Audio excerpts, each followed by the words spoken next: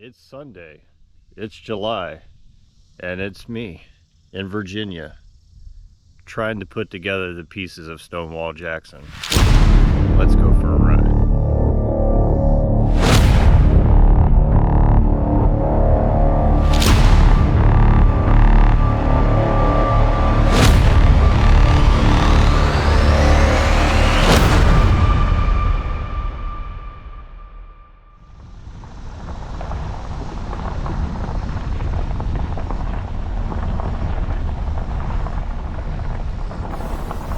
Welcome to Fairfield Plantation, home of the Chandler family.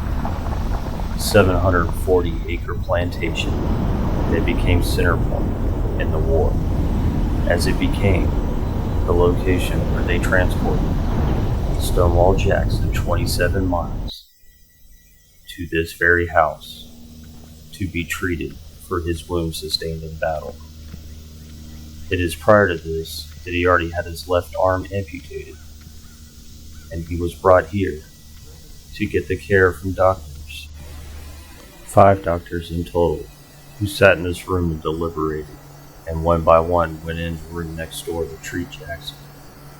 Also present was a chaplain who would sit by his bedside and render prayer, hoping Jackson would make it through. He was also here, for word would go back to General Lee on the condition of his favorite general. Most items in this room are period specific, but although there is not very much, most of them are recreations. This is the room where they placed Jackson. 3 days after his wounding, Jackson began exhibiting symptoms of pneumonia. Despite the efforts of the 5 doctors, nothing seemed to bring him relief. Jackson observed, "I see by the number of physicians that you think my condition is dangerous, but I thank God, if it is His will, that I am ready to go." On Sunday, May 10, 1863, the doctors lost all hope of Jackson's recovery, and the general died. That's just the beginning of our journey.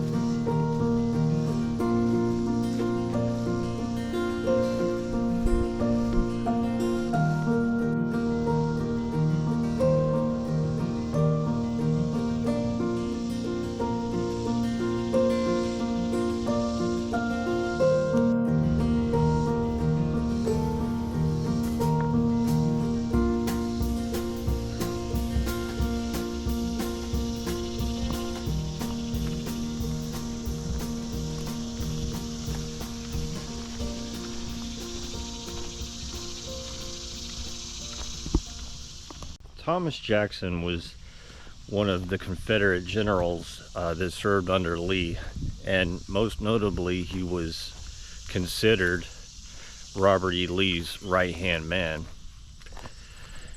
That comes to me a little ironic, considering what we're about to walk upon right over there.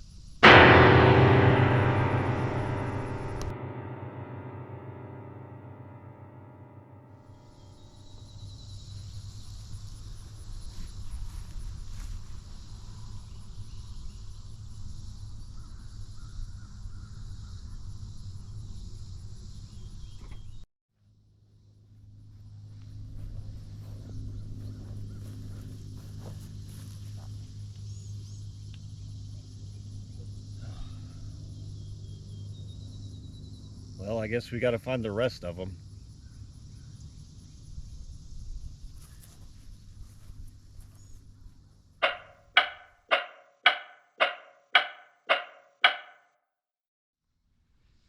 So not too far from the farmhouse we were just at, General Stonewall Jackson was wounded.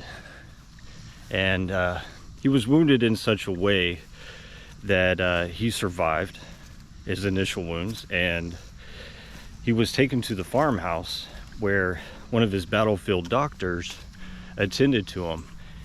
And it was there that his wound in his arm required that he needed his left arm amputated. So the good doctor does his medical amputation, takes the arm, and for whatever reason that I'm not sure of right now, randomly brings it to Elwood Manor. And just, I don't know, a few hundred yards from the main house, there's a hill that overlooks almost the entire property.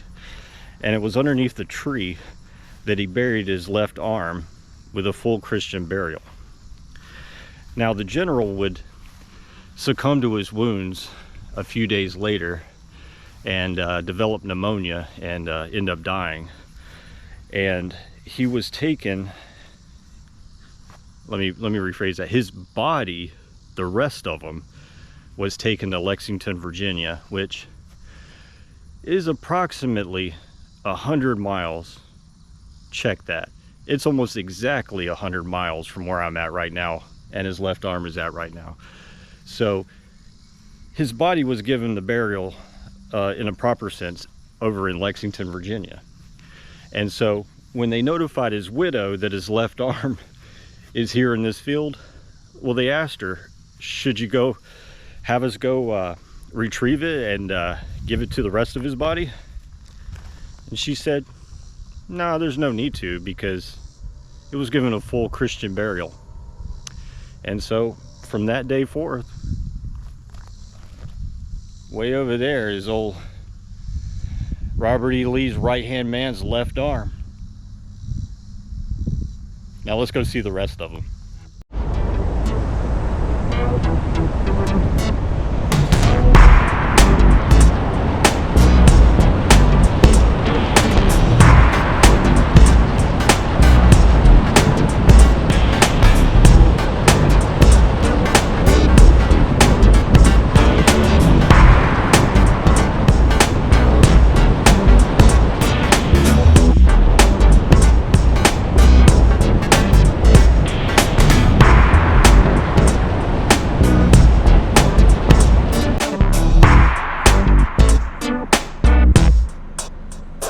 Oh no, I've been spotted.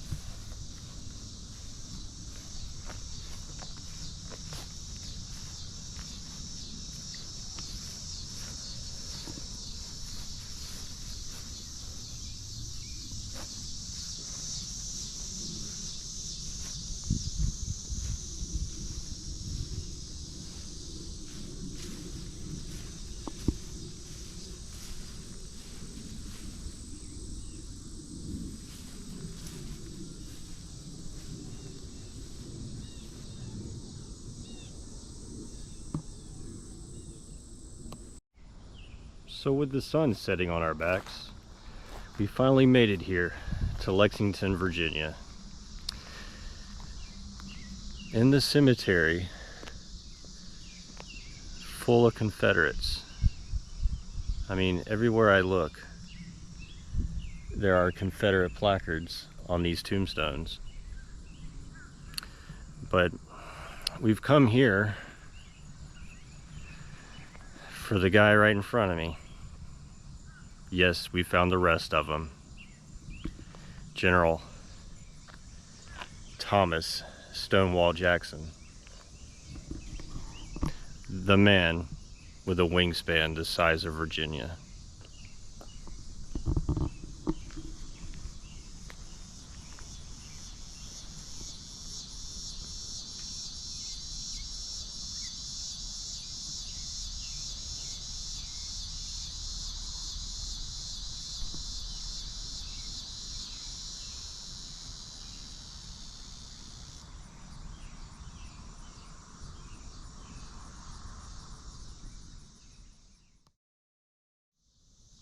Well, this video took its toll, not just on me, but on my mileage.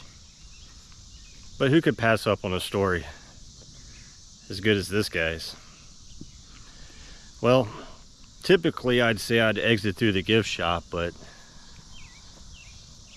I don't think there's one in this place. So I'll just go ahead and jump in my car and head on home. So with that being said, this video is officially history.